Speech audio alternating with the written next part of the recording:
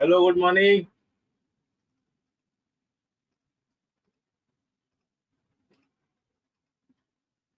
Good morning sir.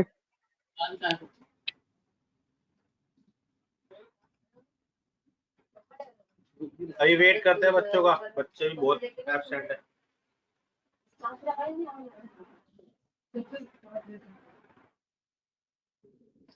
Good morning sir. Good morning.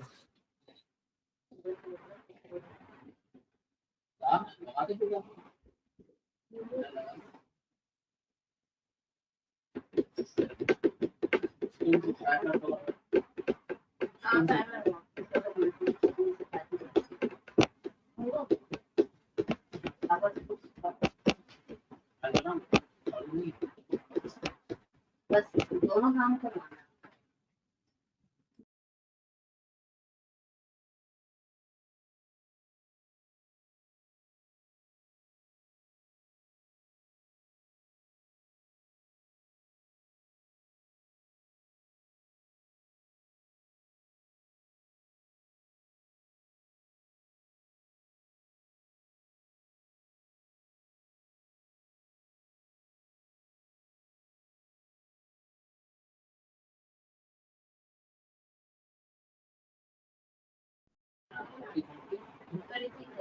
हो गया?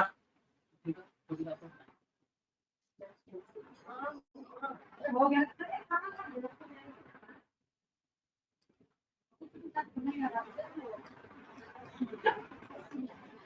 अभी सब करेक्ट हो रहा है, वेट कर रहा थोड़ा थोड़ा है। अभी स्टार्ट करते हैं।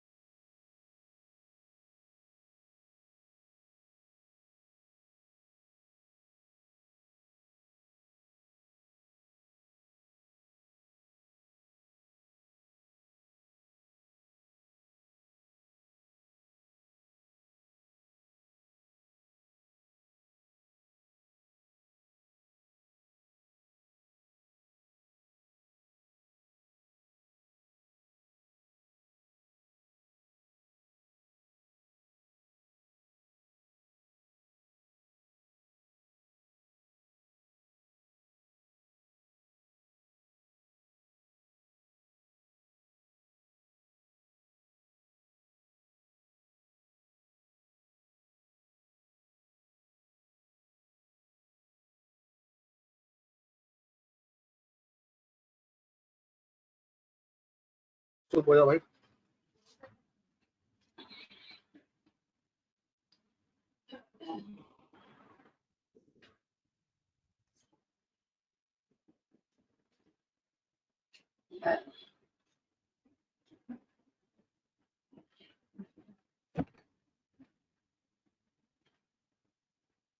यहाँ तक हो गया था ना, लाइव ऑपरेटर तक। Yes sir. ये करो नोट, ये कहा चुका हूँ मैं इनोवेटर को, उसकी थ्योरी कर लो।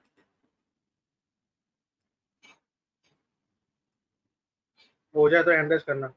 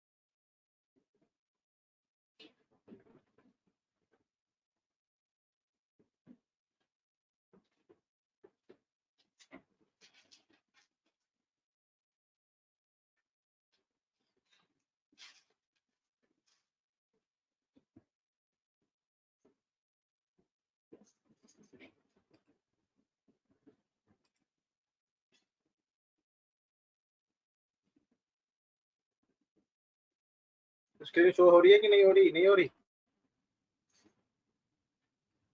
अब होगी। सबको आवाज सही आ रही है? स्क्रीन सही आ रही दिख रही है? Yes sir.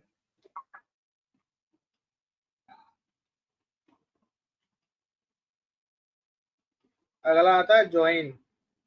ज्वाइन का यूज होता है जब आपको कंबाइन करके डेटा प्रेजेंट करना होता है दो या दो से ज्यादा टेबल का, तो हम बनाते हैं ज्वाइन। ज्वाइन का यूज करते हैं, ठीक है।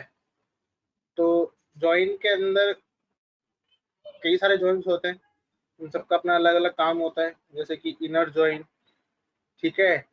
तो इनर ज्वाइन क्या करता है?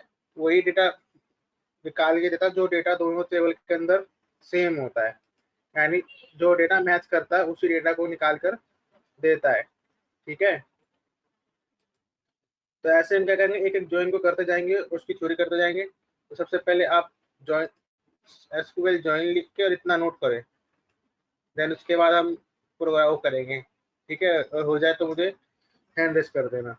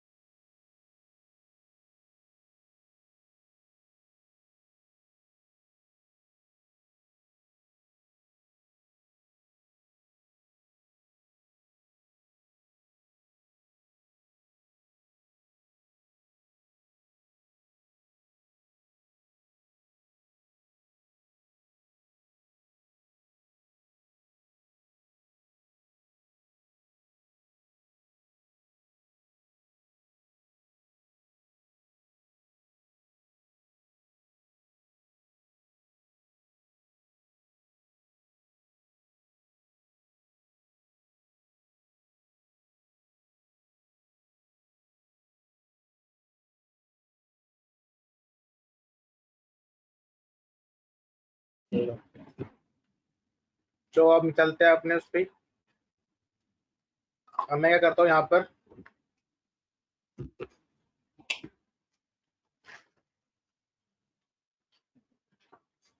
टेबल डिलीट कर देता हूँ पहले। तो टेबल डिलीट करने के लिए आती है ड्रॉप कमांड। ठीक है, drop it use to delete the table from the database. तो ड्रॉप टेबल, टेबल का नाम। तो इससे क्या होगा, आपकी स्टूडेंट टेबल डिलीट हो जाएगी। अच्छा बताओ ये एरर क्यों आई? हैंड रेस करना जिसको पता है ये एरर, नीचे एरर आई है।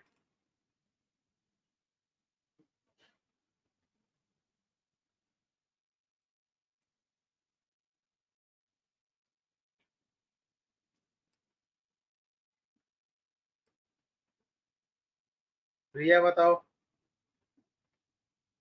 सर स्टार की वजह से। नहीं, आशु बताओ। सर सेलेक्ट की वजह से। मतलब सेलेक्ट मतलब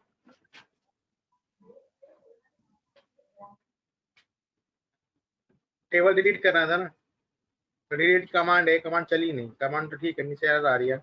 हरिओम बताओ, आप बताओ क्यों नहीं आ रही, क्यों आई ये एरर? नेहा आप बताओ।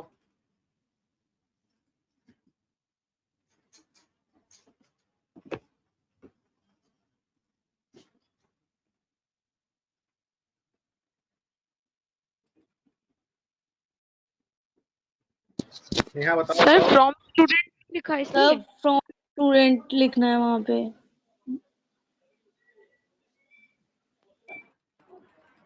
कह रहा हूँ क्वेरी सही है। वर्षा आप बताओ।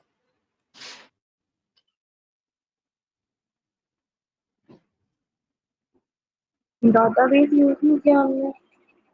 हाँ, डाटाबेस ये नहीं किया हमने।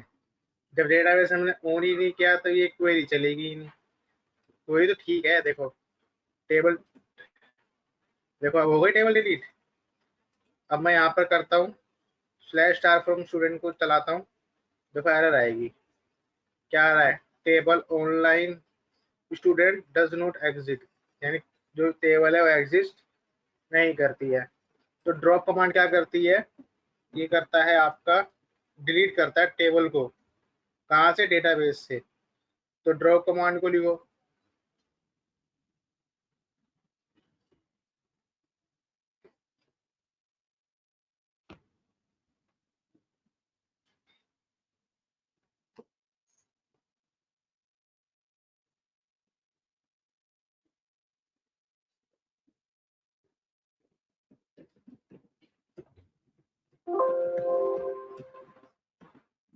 सर पहले डिलीट क्यों नहीं हो रहा था?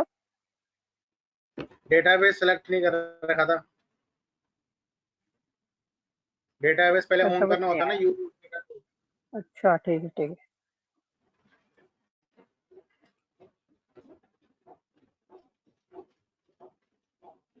हाँ धीरज क्या हुआ, नोट कर लिया? अच्छा ठीक है।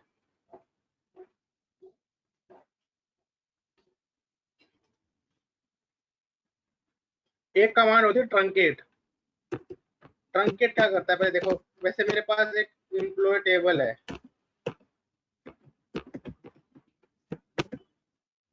ठीक है।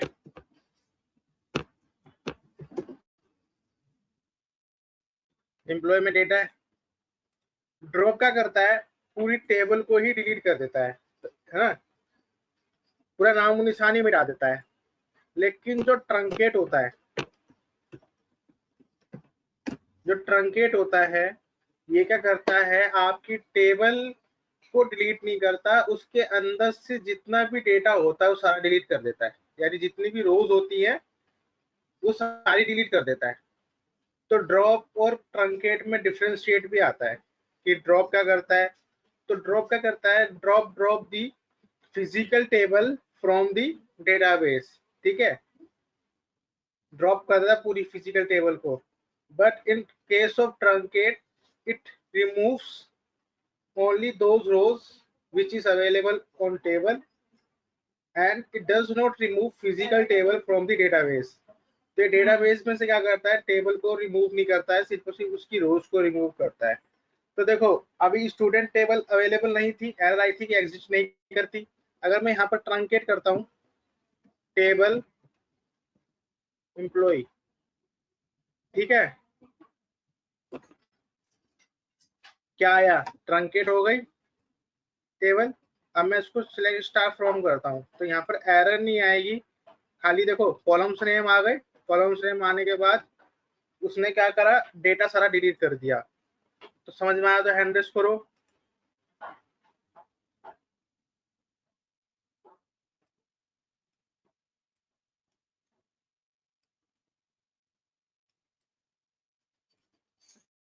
ठीक है, इसको नोट करना है, नोट कर ले इस चीज को। मैं एम्प्लॉय को भी ड्रॉप कर देता हूँ, ड्रॉप टेबल एम्प्लॉय।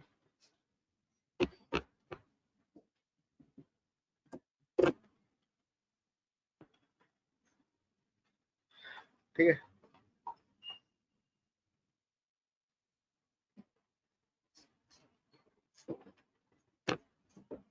अब ज्वाइन करते हैं। ठीक है, ज्वाइंस के लिए पहले हमें एक डेटा बनाना पड़ेगा जिसके थ्रू हम ज्वाइंस दिखा पाए। तो पहले मैं एक डेटा बना लेता हूँ।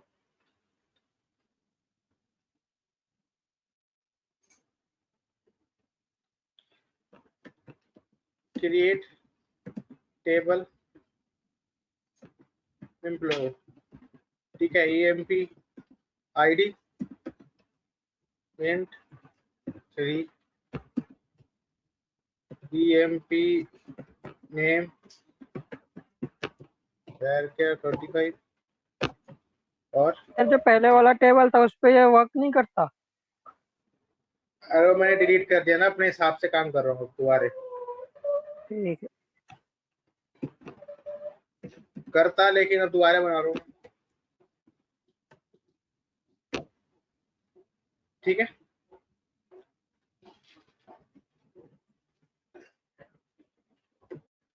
मैंने एक टेबल बना दी एम्प्लॉय की। अब मैं एक टेबल बना रहा हूँ, क्रिएट टेबल डिपार्टमेंट। ठीक है, डिपार्टमेंट के अंदर भी क्या होता है, एम्प्लॉय आईडी होती है, क्योंकि हर एक कंपनी का एम्प्लॉय किसी ना किसी डिपार्टमेंट का पार्ट होता है। तो employ ID comma DPT name,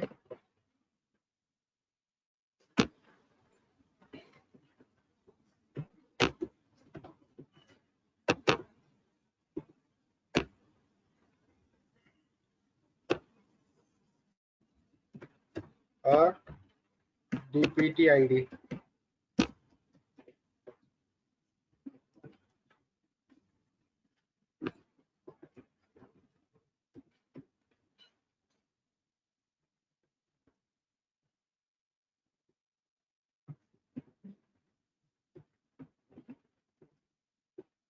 ऐसे कर लेते हैं।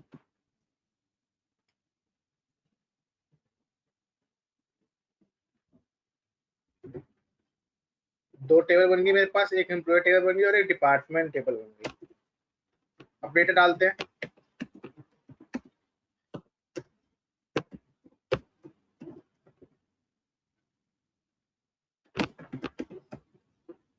एम्प्लॉय आईडी 101, नेम नया सैलरी 2500,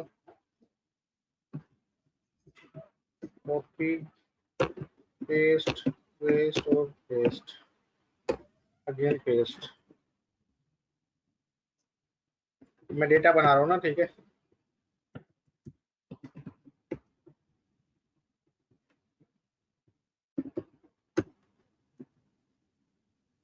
अपना नाम हटा देता हूँ।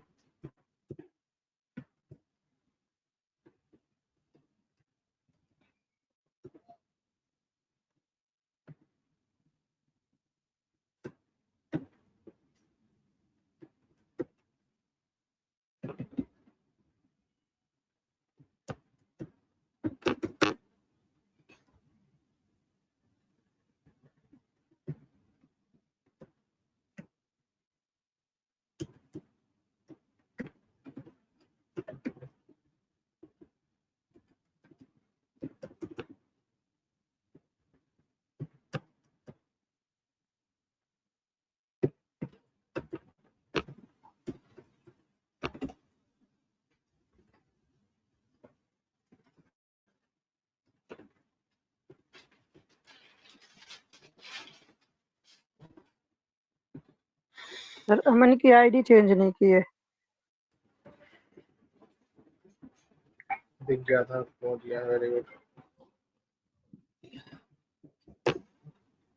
ठीक है, डेटा इंसर्ट हो गया।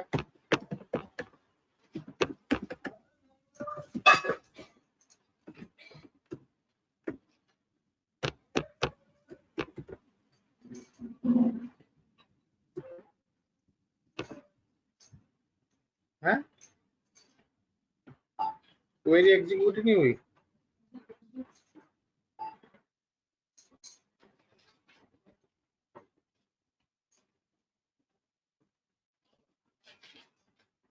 ठीक है, डेटा इंसर्ट हो चुका है। कितने, 5 डेटा इसमें इंसर्ट हो गया।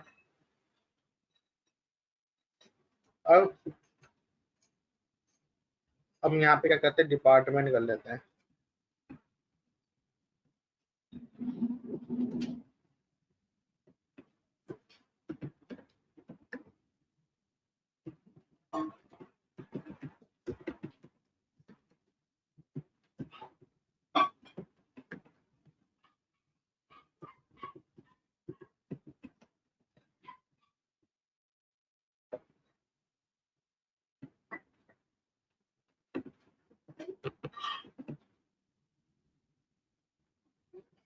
अब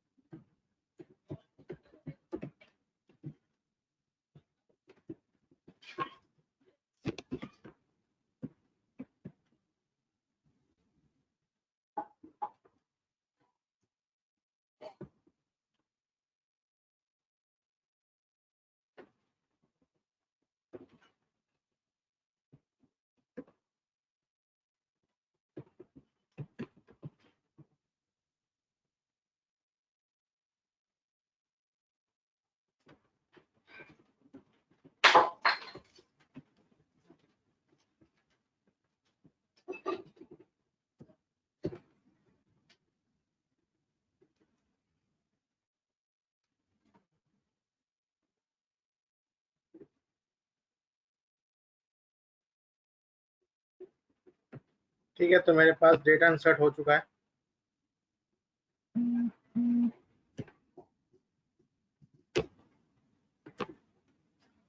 तो एक बार आप डेटा देख लो। मेरे पास 5 डेटा है एम्प्लॉय टेबल के अंदर, और इसी एम्प्लॉय से रिलेटेड जो डेटा है वो किसमें, इनकी डिपार्टमेंट डिटेल जो है वो डिपार्टमेंट के अंदर डली हुई है।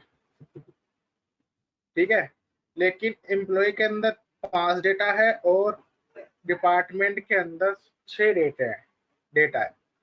ठीक है, ध्यान रखना, एम्प्लॉय के अंदर कितना डेटा है, 5 है, और डिपार्टमेंट में 6 डेटा है। मैंने जानबूझ के इंसर्ट किया है।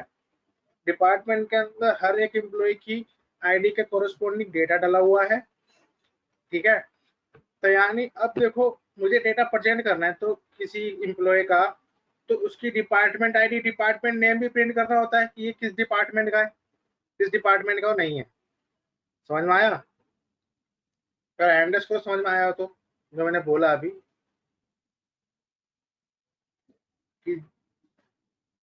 कि जो कंपनी में बंदा होता है उसकी एम्प्लॉय डिटेल अलग होती है, डिपार्टमेंट डिटेल अलग होती है।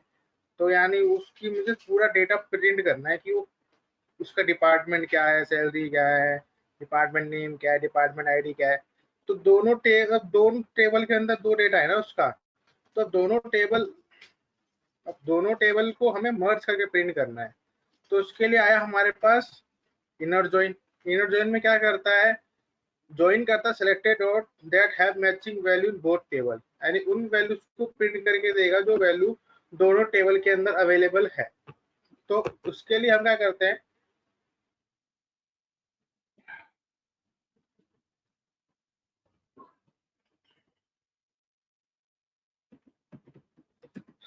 अब मुझे जैसे कि डेटा चाहिए, तो पहले आपको यहाँ पर टेबल का नाम लिखना पड़ेगा, क्योंकि अब 2 टेबल है, दोनों टेबल में से डेटा को आपको प्रिंट करना है।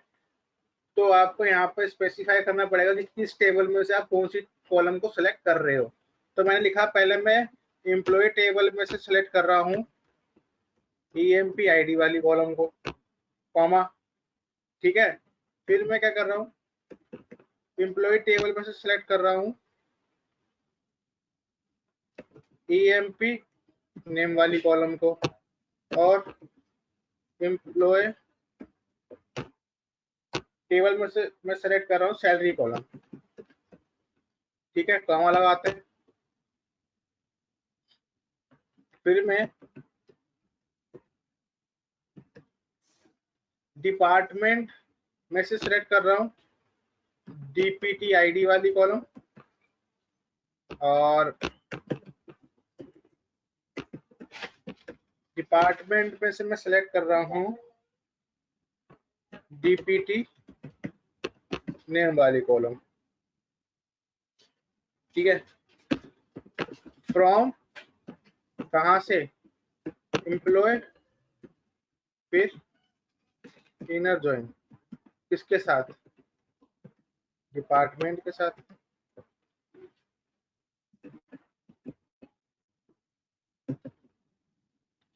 ठीक है।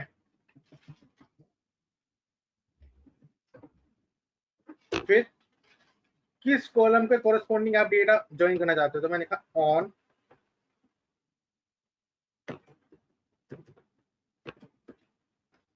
Employ dot EMP ID equal होने चाहिए डिपार्टमेंट डॉट EMP ID है। यानी जो आईडी एम्प्लॉय आईडी, जो एम्प्लॉय टेबल की एम्प्लॉय आईडी है, वो बराबर होनी चाहिए डिपार्टमेंट की एम्प्लॉय आईडी से, उन्हीं का डेटा निकाल के दो। तो ये मैंने क्वेरी बना दी,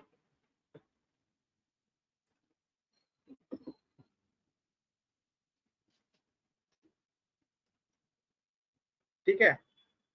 क्वेरी को अब चलाते हैं एक बार,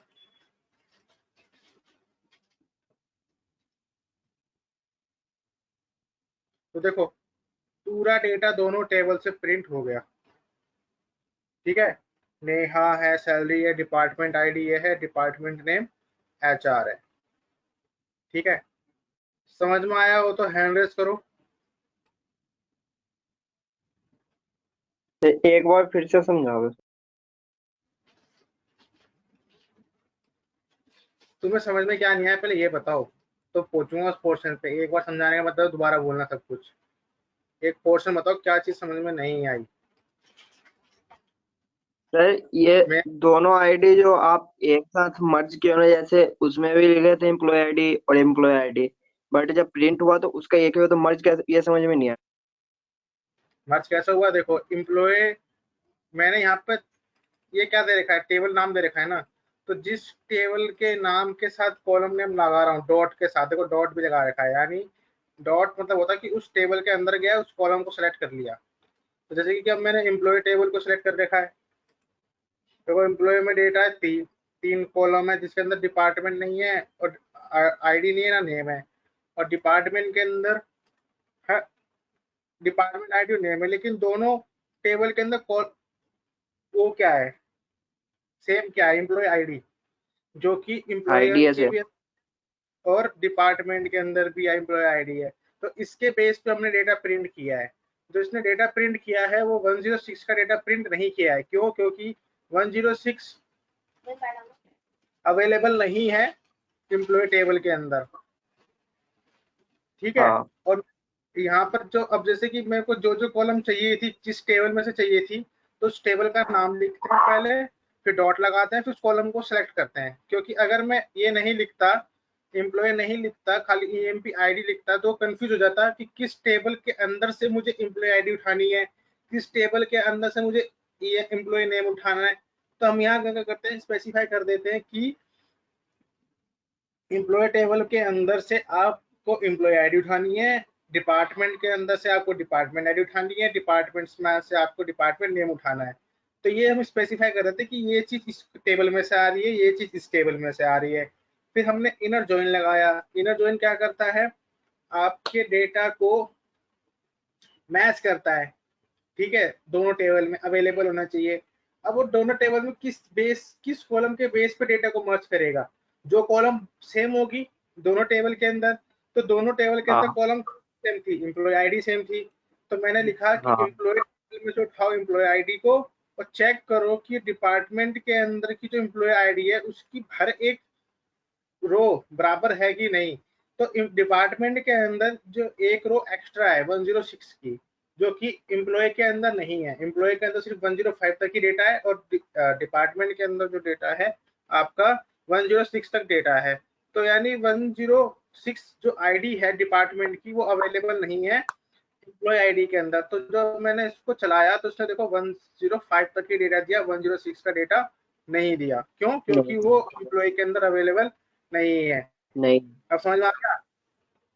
हाँ सर। ठीक है, दोबारा हैंड रेस करो सारे के सारे जिनको समझ में आ गया हो ये, दोबारा हैंड रेस करो, दोबारा। ठीक है, अब नोट तो कर ही दिया होगा आई थिंक, सभी धुरंधर है, तो नोट कर लिया हो तो हैंड रेस कर दो, अगर नहीं किया तो कर लो, फिर कर देना। नहीं किया हूँ अभी। करो।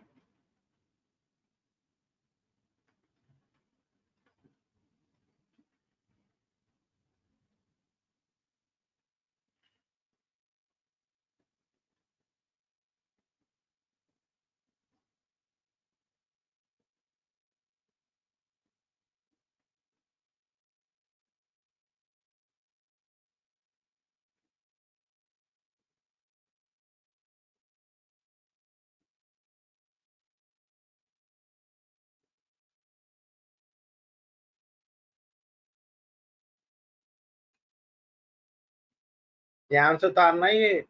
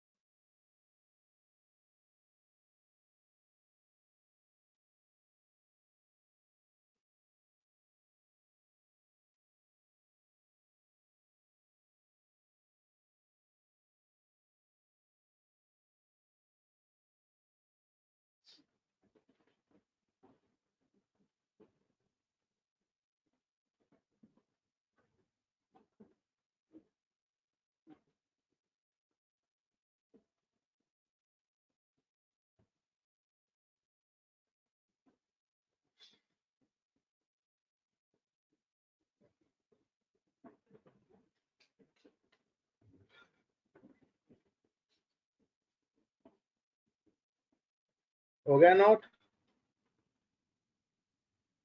हैंड रेस तो कर दो, किसी ने हैंड रेस नहीं करा, सिर्फ 2-3 बच्चों ने करा था।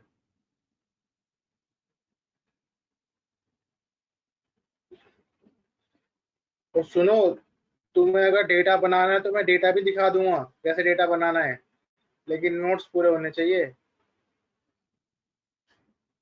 ऐसा करो, तुम्हारे पास सिस्टम नहीं है ना, कोई बात, थोड़ा लेट ही सही, ऊपर एक ऐसा करो साइड पे ना टेबल बना लो ताकि समझ में आ जाए, ठीक है? क्योंकि अभी सिस्टम नहीं है तुम्हारे पास तो तुम कंफ्यूज हो गए एक टाइम पे, देखो कि हो क्या रहा है इसके अंदर। तो पहले सिलेक्ट स्टार फ्रॉम कर रहा हूँ मैं, एम्प्लॉय को कर रहा हूँ, तो एम्प्लॉय का डेटा देख लो आप, 3 कॉलम्स है और 5 रो है, तो एक टेबल बना लो 3 रो 5 कॉलम की, थोड़ी बड़ी रोज सेल्स बनाना, ठीक है, उसके अंदर डेटा नोट कर लो ताकि जिनके पास सिस्टम नहीं है एटलीस्ट वो समझ पाए। ठीक है, ये डेटा नोट करो, एम्प्लॉय का डेटा है। ठीक है, ऊपर लिख लेना एम्प्लॉय और नीचे टेबल बना लेना 3 रो 5 कॉलम की, और इसके अंदर ये लिख लेना डेटा। और अभी डिपार्टमेंट का दिखाऊंगा, डिपार्टमेंट का भी नोट कर लेना, क्योंकि ये जॉइन है बहुत तगड़ा होता है, ये बहुत तगड़े तरीके से लगाना होता है।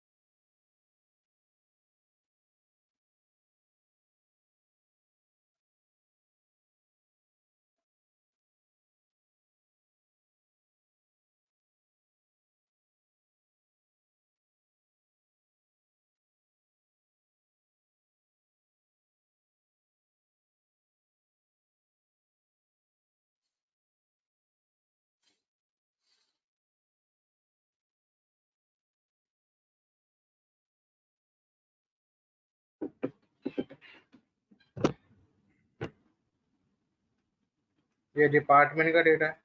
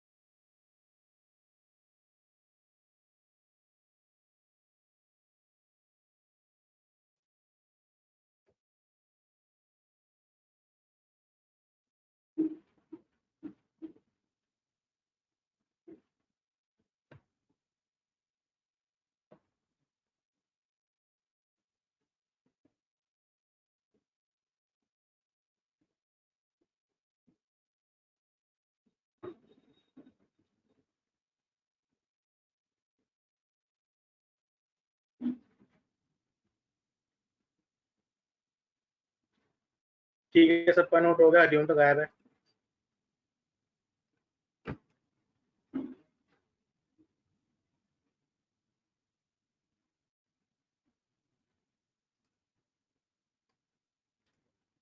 अब देखो यहाँ पर एक चीज आती है, कॉलम एलियास।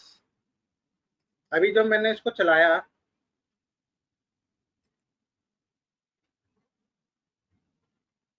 तो देखो यहाँ पर EMP name, EMP ID, DPT ID, DPT name.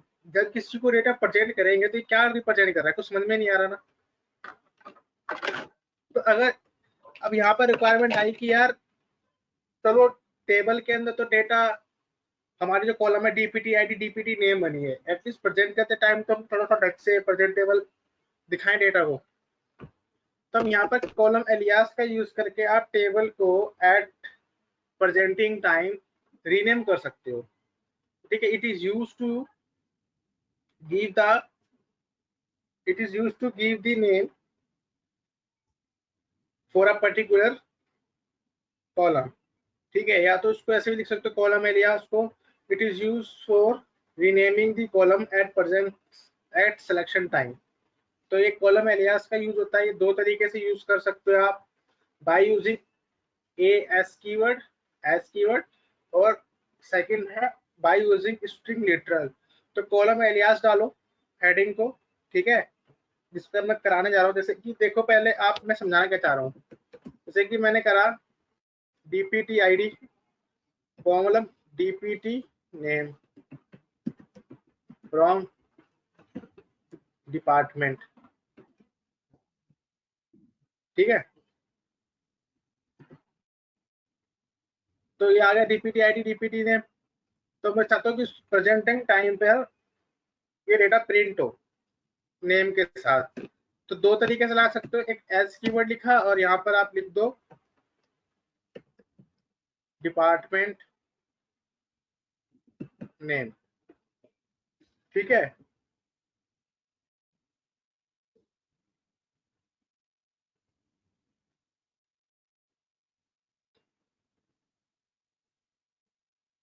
समझ में नहीं आया रक्षा क्या बोल रहे हो?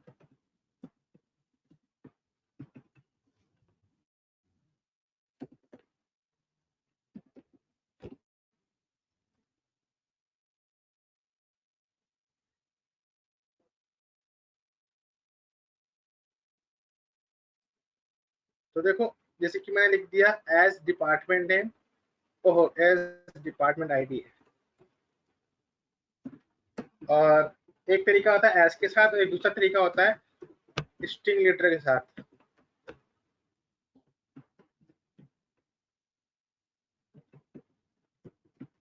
तो दोनों तरीके मैंने यहाँ पे लिख दिए, जो सा तरीका आपको शूट करता हो उसको आप हायर कर लेना। तो देखो प्रेजेंट टाइम पर क्या हो रहा है, डीपीटी आईडी को क्या दे दिया मैंने, डिपार्टमेंट आईडी, और डीपीटी नेम को क्या दे दिया मैंने, डिपार्टमेंट नेम। तो सिर्फ और सिर्फ ये प्रेजेंट टाइम पर है। अगर मैं दोबारा सिलेक्ट स्टार फ्रॉम डिपार्टमेंट करता हूं तो यहाँ पर मेरी टेबल के जो अंदर एक्चुअल जो नाम है वो चेंज नहीं हो रहा है, सिर्फ और सिर्फ प्रेजेंट टाइम पर, सिलेक्शन टाइम पर ही आप क्या कर रहे हो, रीनेम कर उसको डेटा को प्रेजेंट कर रहे हो। समझ में आया हो तो हैंड रेस करो एक बार। कॉलम एलियास अगर समझ में आ गया हो तो हैंड रेस करो।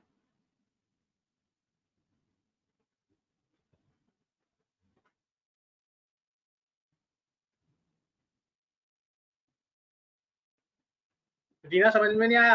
आ गया, कोई बात नहीं, थोड़ा लेट आता है मेरे पास हैंड रेस।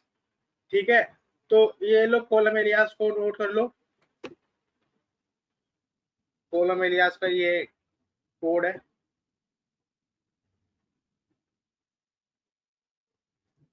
दो तरीके से लगा सकते हो आप, एक एज कीवर्ड के साथ और एक डिपार्टमेंट स्ट्रिंग लेटर के साथ। तो दो तरीके से आप लगा सकते हो। नोट हो जाए तो हैंड रेस कर देना सभी।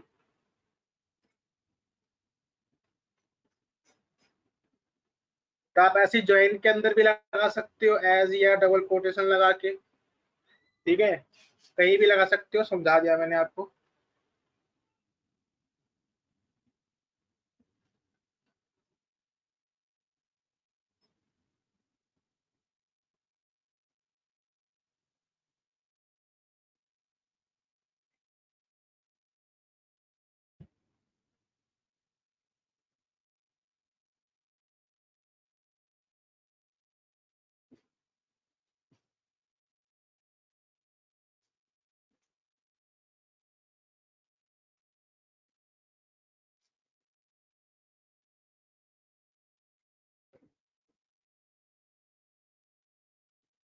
रिया ने कर लिया नोट। काफी फास्ट है रिया। Thank you sir.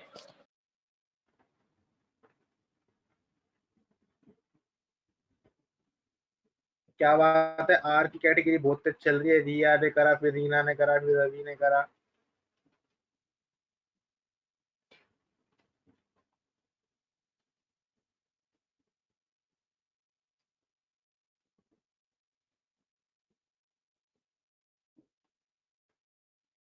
ठीक है, नोट हो गया। अब मैं थोड़ी सी अटेंडेंस लगाऊं आपकी, क्योंकि ये पहले जरूरी है।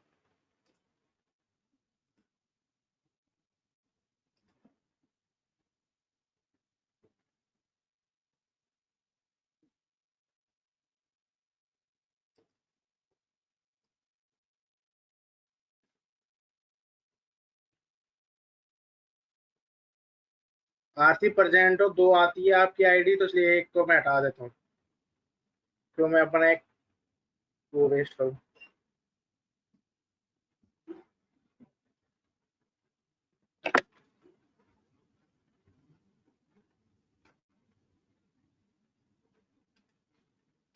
तो आकाश प्रेजेंट, आरती प्रेजेंट, अभिषेक एब्सेंट, अमन और अमनदीप प्रेजेंट, आनंद प्रेजेंट, अनुराग एब्सेंट। फिर उसके बाद आशु प्रेजेंट, आशुतोष एब्सेंट। उसके बाद सीधा D, Brajesh absent, Daksha present, Dev Kumar present, Devendra present. फिर देवेंद्र के बाद धीरज प्रेजेंट, फिर क्यों नहीं Divesh present, Gaurav absent, Hariom present, Ibrahim absent, Isa absent, Jitendra present, Madhu present, Mahima absent,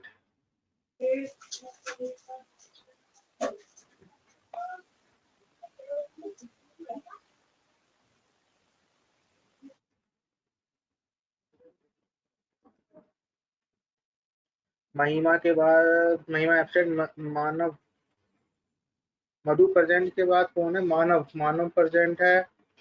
फिर मोहम्मद आस प्रेजेंट है, तोहिद फिर एब्सेंट है, मुस्कान गुप्ता एब्सेंट, नीलाव एब्सेंट, नीरज नहीं होगा, नीरज है ही नहीं, absent, Neha present, Pawan absent, Puneet present. Puneet के बाद है हमारे Rakesh Yadav absent, Ranjana absent, Ravi present है, रीना प्रेजेंट है। रीना के बाद रितिका एब्सेंट हो गई है, फिर रिया तो रही ही present, Sachin absent, Shariq absent, Shivani Mishra भी एब्सेंट, श्रेया प्रेजेंट। श्रेया के बाद Siddharth, Sumit absent, Tanish absent, Varsha present. तो टोटल स्टूडेंट प्रेजेंट 25। कौन रही है भाई, 21-22 होने चाहिए। एक सर मनोज सिंह का कोई था, आपने उसका नाम नहीं लिया। अरे हाँ, एक और होगा।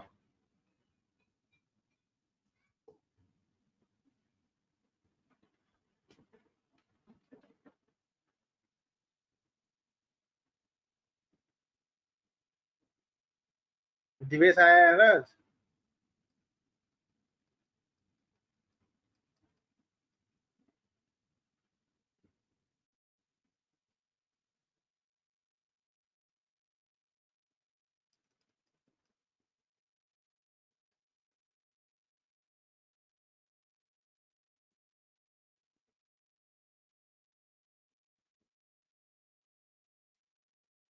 अच्छा, ये मानव ना हट गया यहाँ से।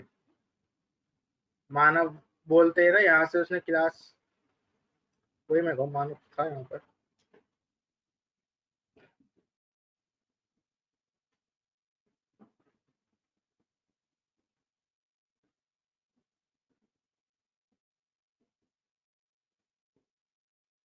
22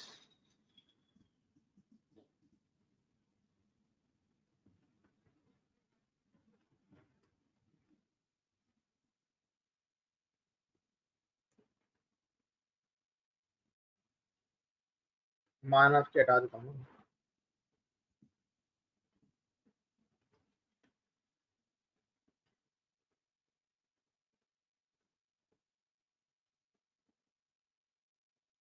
पुनीत भी है नहीं।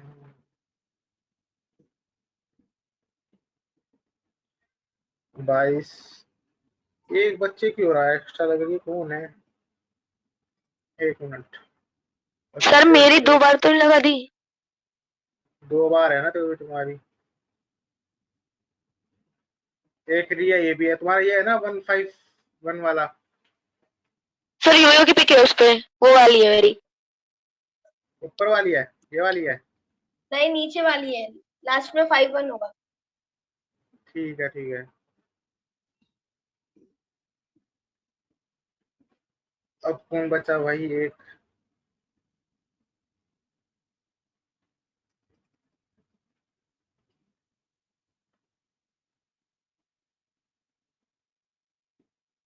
ठीक है।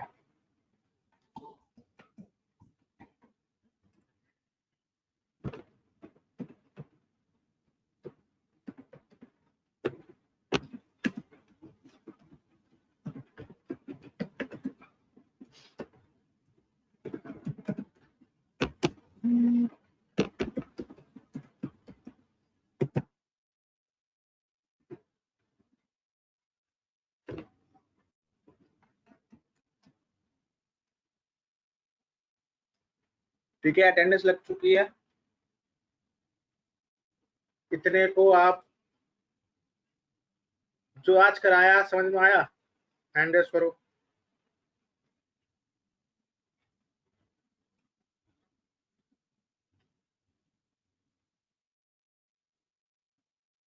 ठीक है, बाकी बातें करते हैं नेक्स्ट क्लास में करते हैं। नेक्स्ट क्लास कल मंडे को।